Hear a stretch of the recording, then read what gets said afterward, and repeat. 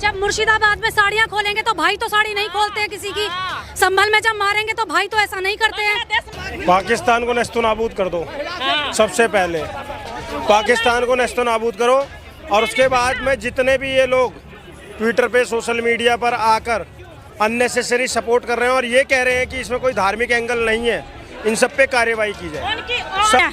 जिसके दिल में हिंदुस्तान का खून है उसका ही खून खोलेगा, जिसके दिल में हिंदुस्तान का खून है उसका कोई खून नहीं खोलेगा। सेक्युलरिज्म का कीड़ा लगा हुआ हिंदुओं को। चार लोग बोलेंगे ना हम हिंदू एकजुट हैं, पांचवा आगे बोलेगा नहीं नहीं ये हमारे भाई बहन है, इनको नहीं करना। पाकिस्तान में भी आम जनता रहती है, उनको वो नहीं सोचते एक बार भी मारने से पहले हमें, जब उन्होंने मारा तब उन्होंने नहीं सोचा कि आम जनता इनको ना मारे। एक सवाल है कि हिंदू एकजुट क्यों नहीं हो पाता है और मुस्लिम एकजुट? हिंदू एकजुट होगा और अब होगा, और इस देश को क्या दुनिया को अपनी ताकत दिखा देगा। ये हिंदू देश क्या चीज है, ये श्री राम जी की धरती है, हनुमान जी की धरती है, और ये राधा कृष्ण जी की धरती है। बेकसूर वहाँ पर मारे गए। हिंदुओं की एकता देखना, पता लग जाएगा इस जन्नत से उस जन्नत तक कि हिंदू का खून खोल चुका है। आप देखना अब क्या होगा। हिंदू के घर के पास झांकोगे, एक मारोगे, 1000 मरेंगे तुम्हारे। हम लेडीजें भी साथ हैं हिंदुओं की, हमारे बच्चे भी कुर्बान कर देंगे इस देश के लिए, क्योंकि हमने इस देश का नमक खाया है। हमारे परिवार वालों ने कुर्बानियां दी है, फौज में दी, हर जगह शहादत दी, और अब हम भी देंगे। इस देश के लिए 100 बार कुर्बान होंगे हम, और बार बार हिंदुस्तान में जन्म लेंगे, और उस दुश्मनों को धूल चटा के छोड़ेंगे हम। लेकिन कुछ लोग कह रहे हैं कि ये सब पॉलिटिकल स्टंट है। कोई पॉलिटिकल नहीं है। ऐसे कौन किसी के बंदे को मारता है? आप बताइए मुझे, कौन किसके बच्चे को मारता है? कौन सा बंदा मारेगा, बताना मुझे आप। कोई तमाशा नहीं है, ये हकीकत हो चुकी है। हमारे इंडिया के अंदर ये सारे कांड हो चुके हैं, धीरे धीरे सबकी आंखों के सामने आ जाएंगे, फिर पता लग जाएगा कौन गलत और कौन सही। क्योंकि आज तो 28 बच्चों के घर उजड़े हैं, आने वाले टाइम में तो सभी के उजड़ने वाले हैं। जब भारत की नारियां निर्वस्त्र होकर मंडियों में नीलाम होती थी, तब उन्हें बचाने सिर्फ पंजाब के सिख गए थे। तब कहाँ थे ये लोग? भारत पाकिस्तान का मैच चल रहा था तब वहां पे। ये सब झूठ है, ऐसा कुछ नहीं है। जिसके दिल में हिंदुस्तान का खून है उसका ही खून खोलेगा, जिसके दिल में हिंदुस्तान का खून है उसका कोई खून नहीं खोलेगा, क्योंकि उनको तो तमाशा देखना है। ये गलत है, वो गलत है। अरे गलत तो वो है जिन्होंने हमारे घर उजाड़ दिए, बहन बेटियों के सामने उनके सुहाग उजाड़ दिए, और तुम कहते हो भारत वाले ये चाहते हैं, पाकिस्तान वाले। अरे क्या चाहते हैं, क्या चाहते हैं? इंसानियत खत्म करना चाहते हैं। इसका मैटर यही है कि इंसानियत ही खत्म करना चाहते हैं। पाकिस्तान से जो लोग यहाँ पर आकर रह रहे हैं उनको मोहलत दी गई है 30 तारीख तक देश छोड़ने की, तो कैसा ही है? आप 30 करोड़ लोगों को कैसे निकाल देंगे आप? तो मैडम, जब वो हमारे 28 लोगों से 28,000 मारेंगे तब निकलेंगे हम इस देश से बाहर। नहीं, मेरा बात अब नहीं समझे। इस देश में 30 करोड़ लोग रह रहे हैं ना। हाँ। 30 करोड़ तो सबको तो 30 करोड़ का मैटर नहीं है। यहाँ पे जो फालतू लोग इंडिया में आए और हमें पता ही नहीं है, हमारे हर राज्य में, गांव में, हर जगह पे हमें पता नहीं है आधार कार्डों में उनके कैसे आधार कार्ड बन गए, वोटर कार्ड बन गए। गद्दार है वो, गद्दार। हमें अमित शाह पे छोड़ दिया, वो अमित शाह अपने आप निकाल देंगे। मेरा ये बोलने का मतलब जो अब तो निकाल नहीं पाए, अब कब निकाल? तो वो तभी तो ये हमला हो रहा है, तभी तो ये हमला हो रहा है। 25-30 करोड़ जो लोग रह रहे हैं यहाँ पे, उनको भी पाकिस्तान से लोग आने ही क्यों देते हैं?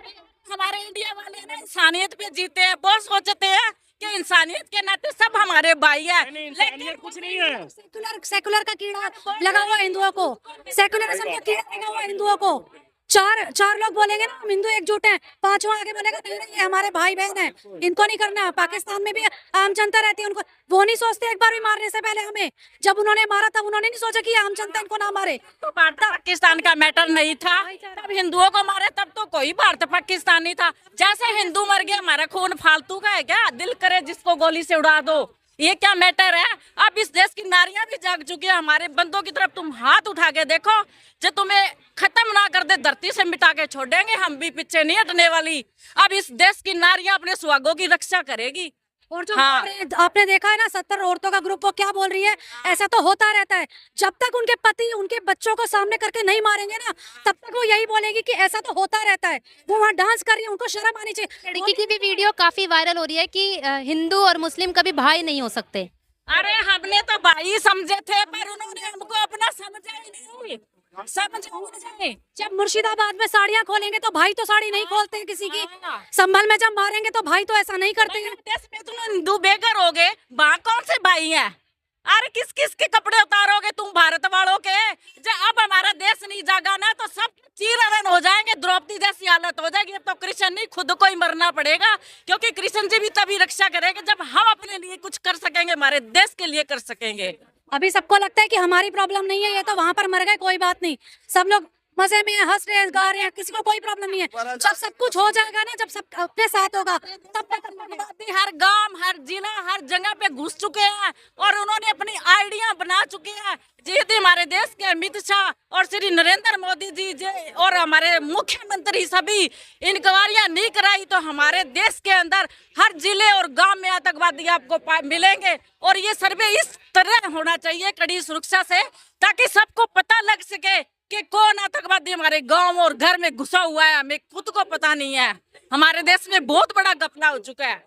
क्या घपला हुआ है? घपला यही है कि वो छुप के आइडिया बनाते हैं, आधार कार्ड बना लेते हैं, आके छुप जाते हैं, हमें पता नहीं, भेस बदले। अरे हर गांव में, शहर में, हर जिले में इंक्वायरी कराई जाए तभी हमें पता लगेगा कि वो बंदे कहाँ कहाँ छुपे हुए हैं। अभी तो वो छुपे हुए हैं, उनको निकालना पड़ेगा बिल से बाहर, तब हमारे देश की। कैसे निकाला जा सकता है आतंकवादी जो हमारे देश में घुसकर बैठे हुए?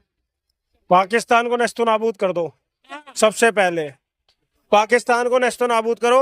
और उसके बाद में जितने भी ये लोग ट्विटर पे, सोशल मीडिया पर आकर अननेसेसरी सपोर्ट कर रहे हैं और ये कह रहे हैं कि इसमें कोई धार्मिक एंगल नहीं है, इन सब पे कार्रवाई की जाए, सबके ऊपर।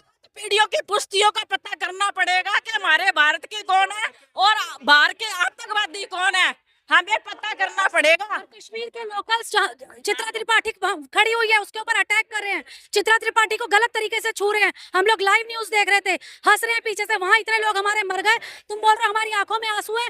तुम्हारी आंखों में आंसू है क्योंकि तुम्हारा कारोबार बंद होगा, इसलिए तुम्हारी आंखों में आंसू है। तुम्हारी आंखों में आंसू इसलिए नहीं है, जब अमरनाथ में बम ब्लास्ट होता तब तुम्हारी आंखों में आंसू नहीं होते थे।